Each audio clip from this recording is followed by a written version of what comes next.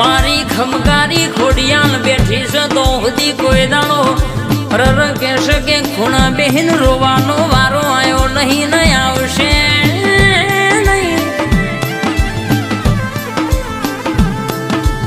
રરમાં ભરજે તું મળી ના હોય તો આજે આવી વેળા ના આવતમાં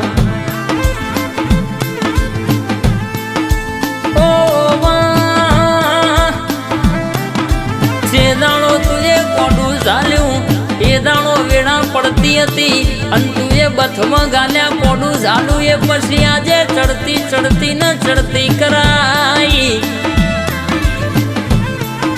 ધીરજ ધર એ ધાર્યું કર, સહન કર એ સર્જન કર, જતું કર એ જાળવી શક સ્વીકાર. રર કે શકે જ સમજી હક ભાઈ.